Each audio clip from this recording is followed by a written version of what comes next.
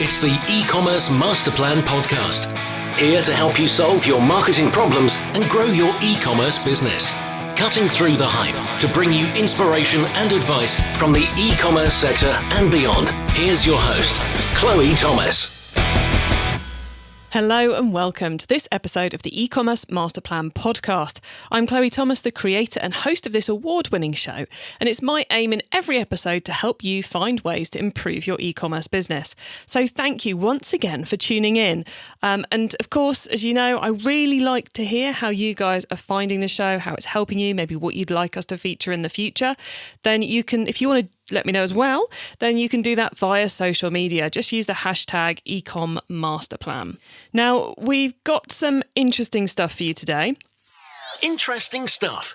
And interesting stuff is an occasional section in the show where I bring you anything particularly interesting that I found out about recently in the e-commerce world. This might be an event, a white paper, a new supplier, or just something really cool I think you should know about.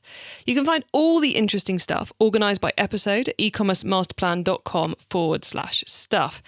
Now, one of the benefits, let's say, of the new no travel work from home culture is that many of the awesome events that usually happen offline are now happening online. This time of year in particular is usually a total diary nightmare for me, and I imagine for a lot of you as well, because there's just so many great events going on that to get to all of them physically would be utterly impossible. Whereas with them being online, you can of course sign up to all of them and then cherry pick the sessions and the bits you want to see, which means you can attend lots of different events in half the time it used to take you to attend one. So this week in Interesting Stuff, I have a top event pick for you. And it's Lengao Day 2020, happening in a couple of weeks' time on the 1st of October. And it's totally free. Usually it's an event in Paris. This year it's all online, and they're making the most of being online with a super expanded list of sessions and with content timed to suit the time zones of Asia, Europe and the US, which I think is properly impressive. And I love how they've really focused on their customer, on their attendee, to get the content right, to get the structure right, to get what's happening right. There's a lot of interactive sessions.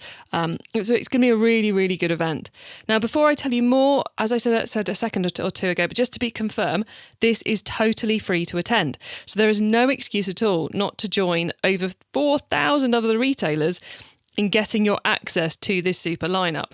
Now, whilst the event is primarily aimed at retailers selling on marketplaces, and there is some amazing sessions about that, including the majority of the major marketplaces taking to the virtual stage, even if you're not yet selling on marketplaces, there's a lot of great marketing content. I'm hosting a panel session on Marketing 4.0. The marvellous Luke Carthy, who's been a guest talking about SEO on the Keep Optimizing podcast, our sister podcast, he is chairing a session on internationalization. And there's quite a few cool sessions on social media as well, such as Snapchat, Pinterest, and how you can drive sales from them. It's all happening on October the 1st, so you've got time to get your virtual seat booked. So I would do that sooner rather than later, so you can really, take your proper look at the agenda and make sure you're signed up to all the right bits for you. And then block them off in your diary. Just because you're signed up doesn't mean you get the knowledge. You've got to actually turn up. So make sure you put it in the diary and block it off so no one else can put meetings in. You can obviously just search for Lengao Day 2020 and you will find it. We've also got the links to it and all the other interesting stuff at ecommercemasterplan.com/stuff. In today's episode, we're chatting with the managing director of a firm who specialise in selling products for pets that come via prescription from your vet. So quite a niche area, but a fascinating area. And we're going to be talking about how they've dealt with the problems that huge growth in sales has caused them in recent weeks and months, and about the different layers of that, how you look after your team, how you deal with a direct dispatch scenario, how you optimize your warehouse, recruitment. We're going to be talking about office layouts, all kinds of good stuff coming up in this episode. Before we get into all of that though, please do check out the sponsors. This podcast is brought to you by Klaviyo, the ultimate e-commerce marketing platform for email and SMS messaging. Whether you're launching your e-commerce business or taking your brand to the next level, Klaviyo gives you the tools to get growing faster. That's why it's trusted by over 38,000 e-commerce brands. Build your contact list, send emails that pop, and create marketing moments that build valuable customer relationships over any distance. Get started for free today. Visit klaviyo.com/masterplan to create your free account. That's klaviyo.com/masterplan. Klaviyo is the leading end-to-end discovery platform for e-commerce businesses, enabling merchants to deliver personalised and intelligent search and navigation experiences for their shoppers. Klaviyo's machine learning algorithm and rich NLP takes search queries beyond keyword-based matching, delivering exactly what shoppers want and more. Regardless of the platform, Klaviyo provides a seamless integration process for all retailers. Try it out for free at klaviyo.com/schedule a demo. That's klevu.com/schedule-a-demo. And now to introduce today's special guest. Neil Fitzpatrick is the Managing Director at Pet Drugs Online, the UK's leading online pharmacy service for pets, set up and run by vets in Somerset, UK. They launched in 2005 and are on track for £50 million in sales this year, with a 33% yearly growth rate. Hello, Neil. Hello, Chloe. How are you doing? I'm good. I'm excited to catch up with you because you work in such an interesting sector, and you've also had some very interesting things going on recently. So before we get into all of that, how did you get involved in the world of e-commerce? I used to be a carpenter years and years ago, and one particular day I said to myself, you know what, I think I'm going to go and learn how to build websites. So that's what I did. And it's got myself back to college, learned how to build websites, and I had no plan after that. I ended up working for an extreme sports wholesaler in just outside Bristol. And after a few months there, I kind of had enough of that, and I wanted to go build websites again. And they said, well, actually, the real retail side of the business is looking for somebody to look after their website. So we went and had a chat. We had another chat and another chat. And then they said, yes, you go ahead and look after the retail website. And that website is route1.co.uk, which is a skateboard and urban lifestyle website. I knew nothing about the world of e-commerce, and they knew nothing about the world of e-commerce. So between us, over a 7-year period, we built the business up to being the number one extreme sports website in the UK. It had the largest, I think, skateboard collection in the world online. And we went from a turnover of 150,000 a year in the first year to 15 million turnover 7 years later. So it was literally a baptism of fire. I had never heard of AdWords. I'd never heard of SEO. I'd never heard of social media. Well, social media back in those days wasn't really prevalent. But it was literally trial and error, and a belief in what we were doing. And suddenly I went from a team of me to a team of 25. So it was everything, a mix of PPC, SEO, data, graphic design, video. So we literally got the whole team involved, and we kind of went on it together. So that's how I got into e-commerce. Wow, quite an impressive entrance into this world. And how did you end up going from skateboards and extreme sports to pet drugs? That's a good question as well. I kind of got to the point with that particular company that I thought, well, this is it. I can't really go any further. So I decided I wanted to take my time and see what the larger corporate side of the world was going to be like. So I ended up going back to Dublin and joining Easons, who are, I suppose, Ireland's equivalent of WH Smith. And I felt at the time I needed to work for a much, much larger organization to really get to kind of grips with, how buying teams work properly, how, IT, how a bigger kind of beast will work, and how e-commerce works within a bigger beast. And I have to say it was fascinating. I was there 2 years, and we completely elevated their e-commerce part of the business, because even though they were a very large corporate business, I don't really think at the time anyone was taking the e-commerce side of the business very seriously. It was just something that they were told they kind of should have. They really realized what really they should be doing with this website, or understand what really you were trying to achieve with it. And everything was about the next sale and the next sale, which was not really how we saw it as the e-commerce team. It was much more about the overall journey of what the customer was trying to achieve. And that was just to simply buy and choose the next book. The idea that they may actually get it sent to the door wasn't that important to us at the time. For us, it was about getting that customer to come into an Easton store or to buy online. It didn't matter to us. So it was that kind of first evolution of those omni-channel days, if you like. So it was it was a good, exciting time. I think at the end, I inputted more into their business than they inputted to my opinion of the world of corporations. I ended up leaving Easton's then, and I ended up working for Arnott's, who are owned by Selfridges. Arnott's is one of the two biggest department stores in Dublin. It's now Brown Thomas Arnott's, and I ended up working across both brands.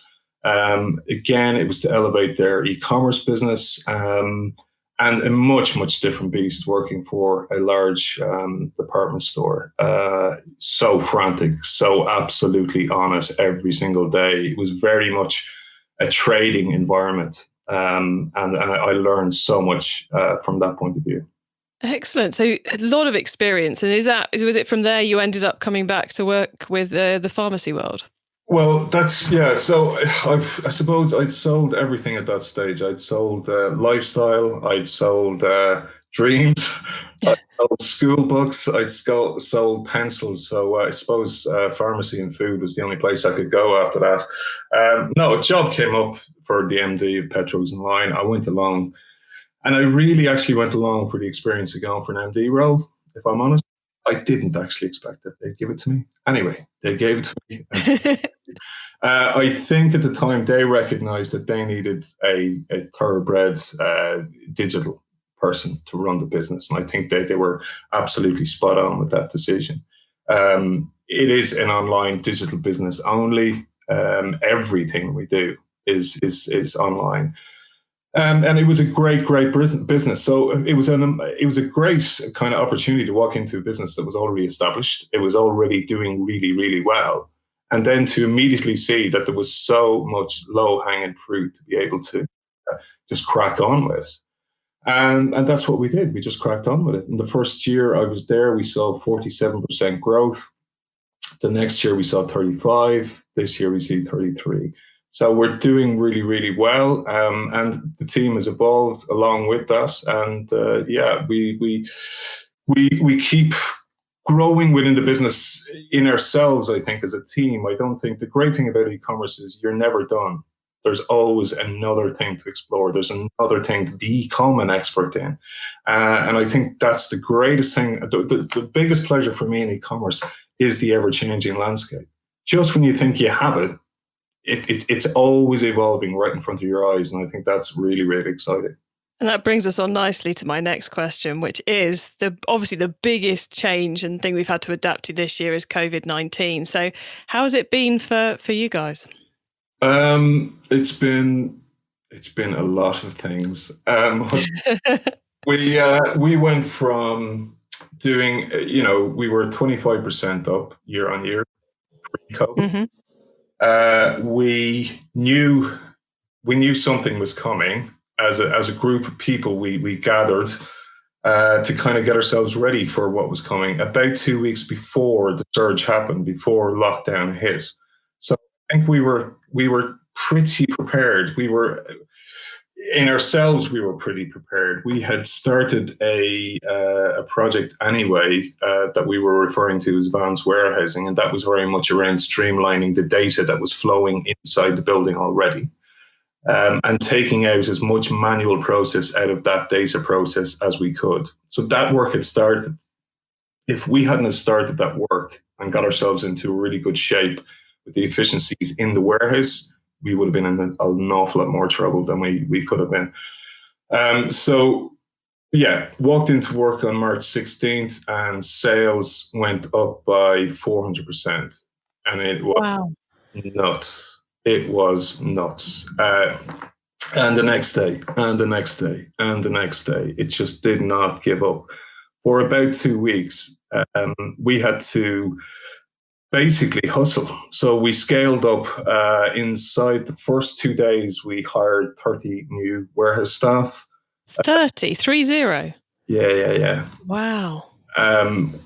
So that meant in training on the floor, get going. We couldn't scale up that much of customer service because our customer service, it's not like selling, shoes or t-shirts. You have to go through a 6-week program of training to get on our phones because there is advice, there's adherence, there's legalities to what we're saying to people on the phone. So the girls literally went from an average week email response would have been about 4,000 emails. Then the week after COVID hit, lockdown hit, we did 25,000 emails. Whoa. In that first 4 days. So the customer service demand grew considerably more than the order demand. So you said orders were at 400%, and if you went from 4,000 a week to 25,000 in 4 days, that's more than 5 times, isn't it? Yes. So basically, well, a lot of our customers actually are customers who, although they'll come online, they will actually give you at the same time. And they want to speak to somebody, and they want advice, and they want to feel that they're being, that they're talking to somebody who knows what they're talking about. So basically what happened was all our competitors were buying food from the same stock pool from the manufacturers. That stock pool just went every direction it could. So you were basically in some sections of brand and food type, you were actually selling food that didn't exist. So a pet food that's bought by prescription for the pets, that was your version of toilet paper, basically. Pretty much.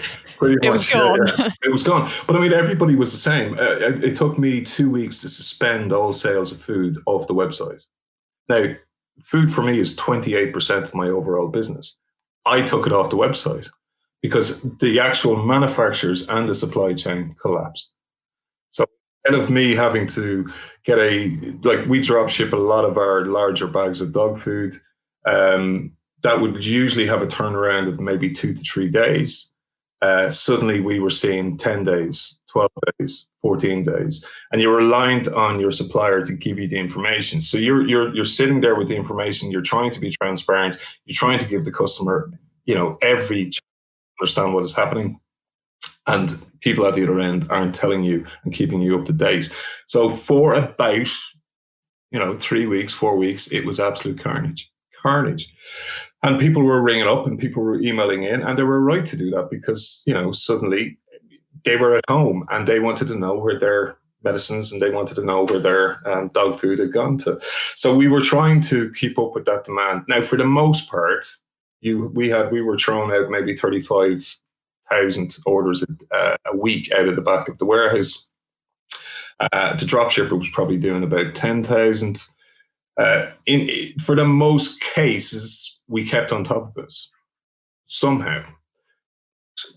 We had to increase capacity to working in the warehouse to 15 hours a day, 7 days a week to meet that demand. We didn't fall down. It was basically the supply chain that fell down.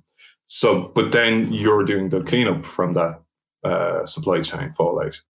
Yeah, it's like the direct dispatch guys, they get you and maybe 5 other people who they do direct dispatch for on the phone, but you get every single one of those customers coming in going, you told me it would be here this week, it's still not here, what's going on? Well, we don't have any answers because we've been told it should be with you by now. And I've spoken to not on the podcast for anyone who's going to go and try and hear this being talked about. Off the record, I've spoken with online retailers who found that customer service influx so negative and so difficult to deal with, they just shut down their communications channels. Did you do that, or did you just do your best to support your team and keep the customers as happy as you could? Well, there's only so many ways you can keep saying the same thing to the same. Yeah, and that it really is what it came down to. We did change our communication strategy. I was personally writing the coronavirus update every day. We had to change language quite a few times. We had to change our language as well to suit the mood of the nation, and plus to suit the emotions of what was happening around us. And we had to try and be very, very adaptable and very agile within that communication. We didn't want to overawe the emotions of it, but at the same time, we couldn't deny the emotions of what people were feeling in themselves as well.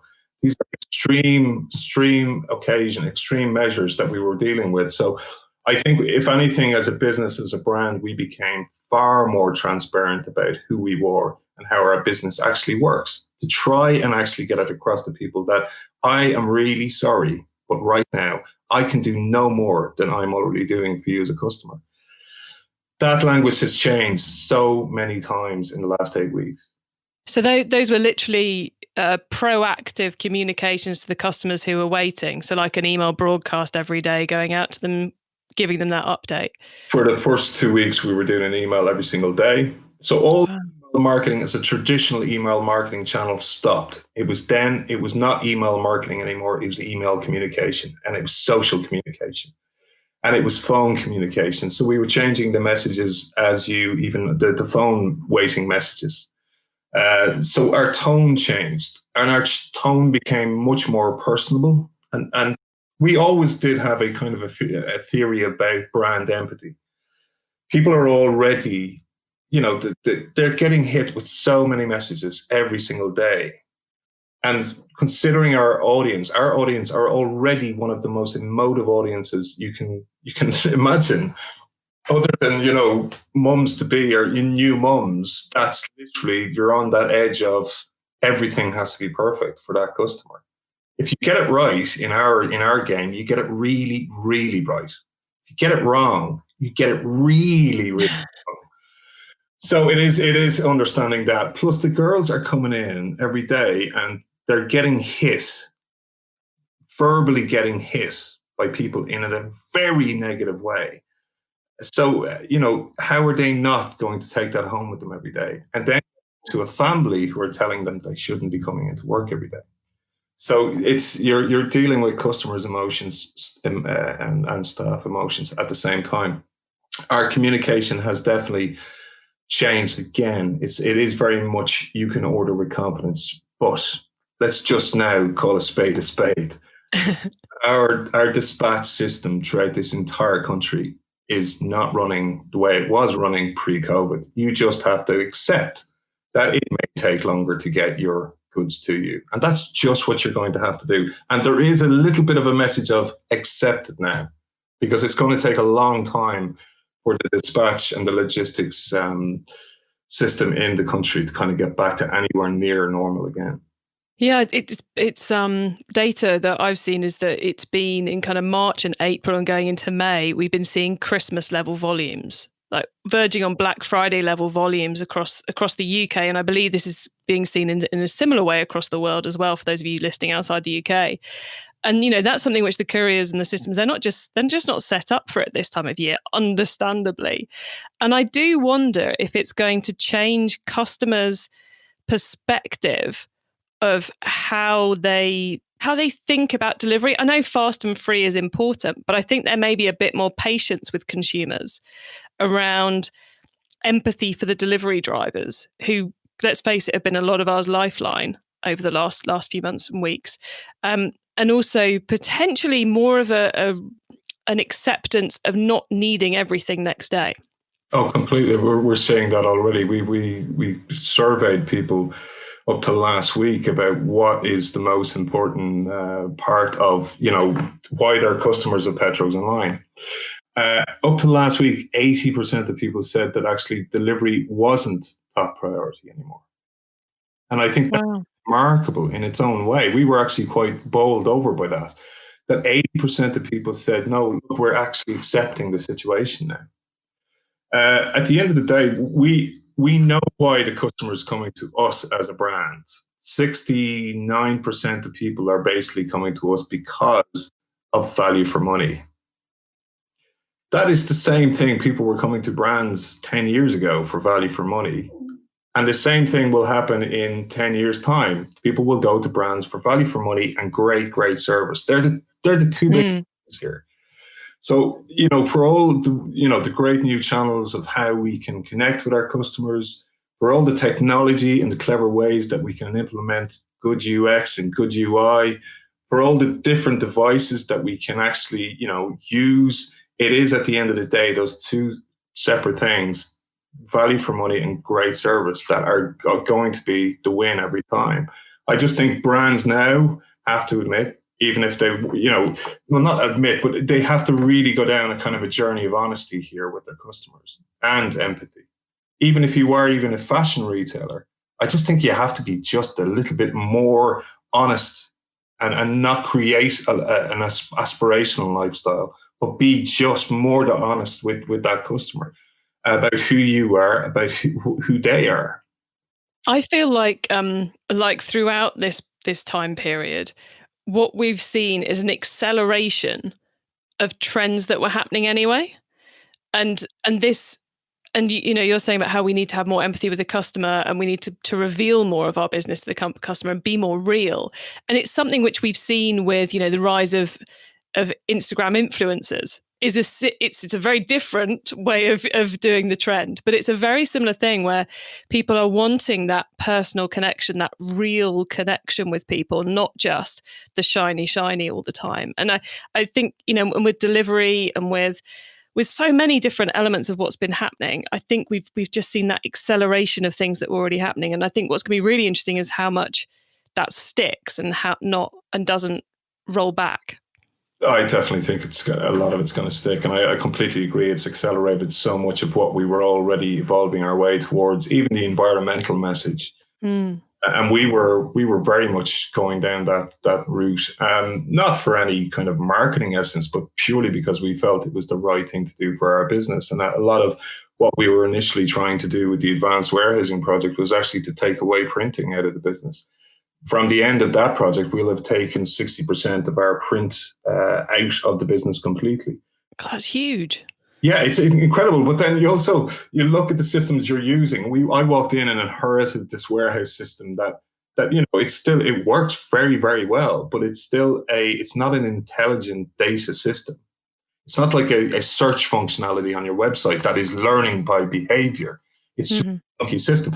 So when you step back and you kind of go, well, actually, we're just taking for granted what this system does, when actually, if we could actually enhance a little bit here and enhance a little bit there, actually, hold on, there's a massive benefit all the way down at the end here. And that is as simple as we will lose 60% of our print.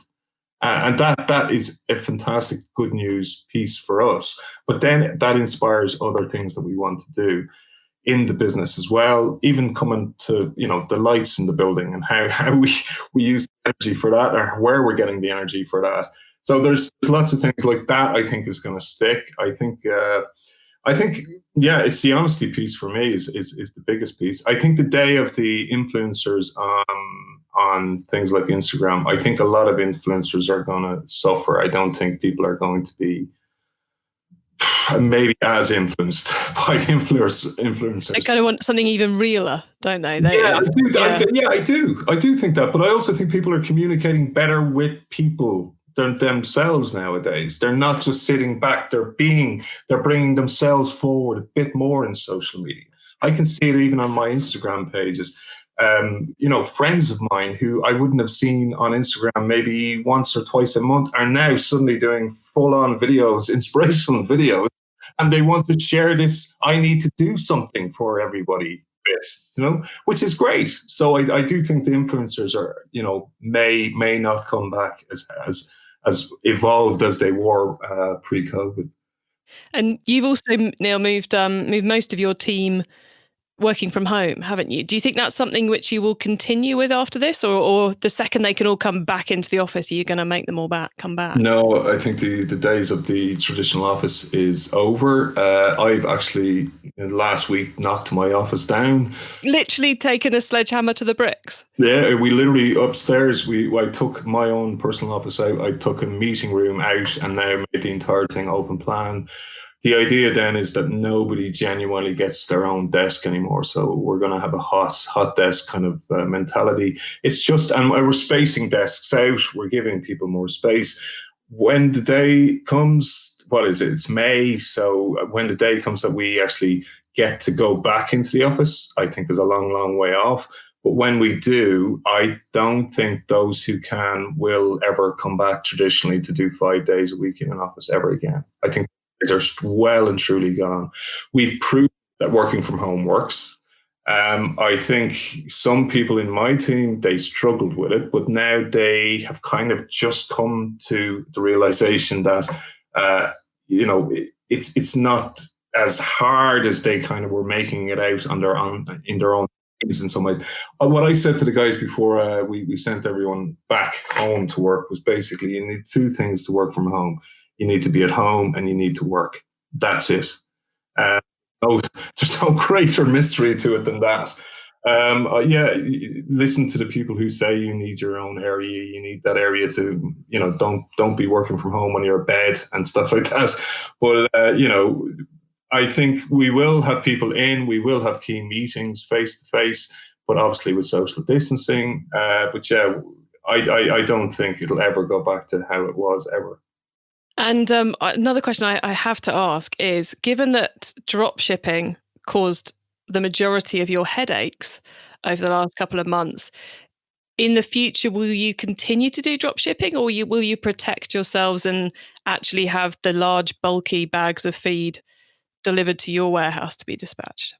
I think that's kind of where we'll probably end up heading. But that's all down to capacity as well. Food for me is not the biggest part of the business. It is it is medicine, and we take control of that already. So from that point of view, we're in good shape. And I think for me, if anything that's come out of this, that's really what I want to concentrate even further on as a business. We will probably start moving our way away from drop shipping over the next year to 2 years. But a lot of that also has to do with the capacity of, one, you being able to do that, and also, two, can that meet your own ambition for that channel and that type of product? Our ambition is huge. We wouldn't be seeing growth rates of 33, 34% year on year if it wasn't. It's everything that we're doing. We're very experimental with everything we do. We've turned into a much bigger experimental phase on the website as well. So everything we do, we trial first, whether that be a color, a word, a piece of content. So the same thing goes for how we do the actual logistics as well. We like to trial everything and make sure that we're making the right decision before we pull the plug. E-commerce Master Plan is supported by some of the greatest companies in the e-commerce sector. Here's a reminder of who they are. It's safe to say that most of us have been doing more shopping online lately. And if you're an e-commerce brand, that means you might be seeing more first-time customers. But once they've made that first purchase, how do you keep them coming back? Well, that's what Klaviyo is for. Klaviyo is the ultimate email and SMS marketing platform for e-commerce brands. It gives you the tools to build your contact list, send memorable emails, automate key messages, and more. Way, way more. Whether you're launching a new business or taking your brand to the next level, Klaviyo can help you get growing faster. And it's free to get started. Visit klaviyo.com/masterplan to create your free account. That's klaviyo.com/masterplan. Klaviyo is the leading end-to-end discovery platform for e-commerce businesses, enabling merchants to deliver personalised and intelligent search and navigation experiences for their shoppers. Klaviyo's machine learning algorithm and rich NLP takes search queries beyond keyword-based matching, delivering exactly what shoppers want and more. Regardless of the platform, Klaviyo provides a seamless integration process for all retailers. Try it out for free at klaviyo.com/schedule a demo. That's KLEVU.com/schedule-a-demo. It's time for the top tips round. Now, I love this section because it gives me and our listeners some really quick ideas for taking our businesses to the next level. So, Neil, you ready for the top tips?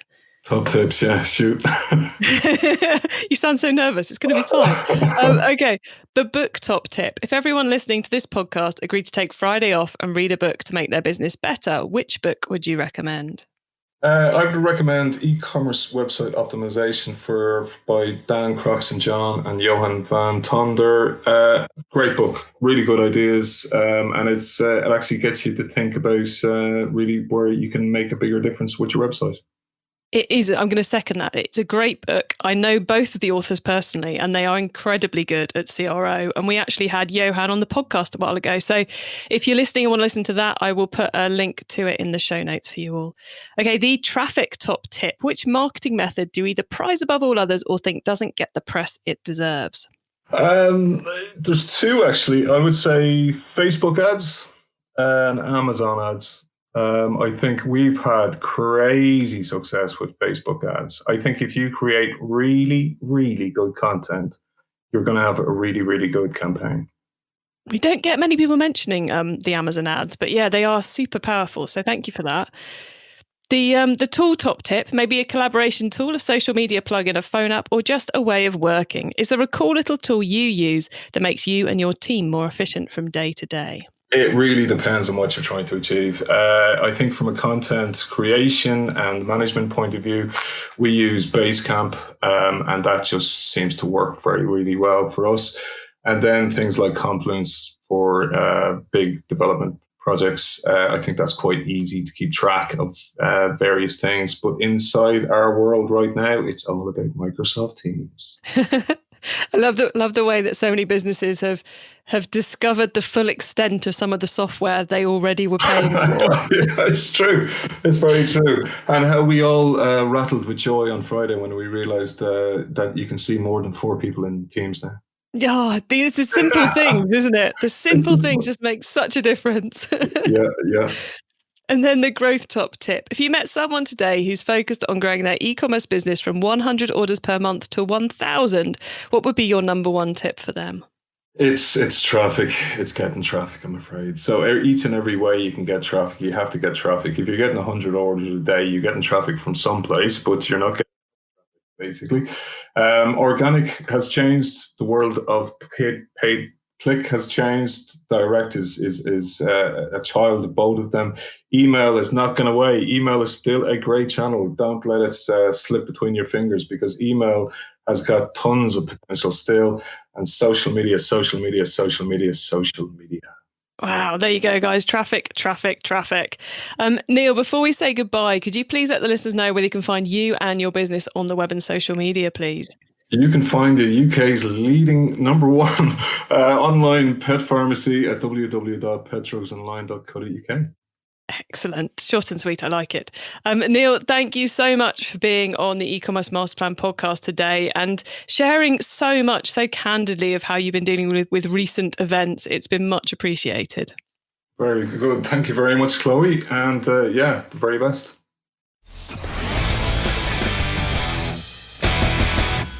Lovely to chat with Neil about he was being quite so candid about how they found we're recording this towards the end of May. So it's been 2 months or so now of going through this and those challenges they've seen and how they've adapted. And I love the fact that he's, as a managing director, as he should, he's looking at it from multiple angles. He's looking at it from how they communicate with the customers and how they look after the customers. He's looking at it from the supply chain side, from literally smashing down walls in the office to look after his team and to look after the kind of like the team culture, I suppose, that's evolved during this. And, when we have these huge challenges in business, it is, hard to remember to think about all those different angles, those different levels of it, because it can be very easy to get focused on just solving one thing to the exclusion of all else. And you have to maintain that big picture. You can get your hands on the notes from today's show, including those top tips, links, details of related episodes, including the one featuring Johan van Tonder about conversion rate optimization. You can get all of that over at ecommercemasterplan.com/podcast. And if you're enjoying E-commerce Masterplan podcast, then please do share it with your e-commerce friends over TikTok, Twitter, Facebook, a coffee or a pint if you're allowed to do such things in your area. I don't mind, but it'd be lovely to get more people listening, because the more people we can help, the more reason I have for creating this, and the more we tick my goals. So yeah, please do share the word with those who you think may find these episodes useful. I hope you have a great week and keep optimizing. Thank you for listening to the E-commerce Masterplan podcast. Find out more at ecommercemasterplan.com/podcast.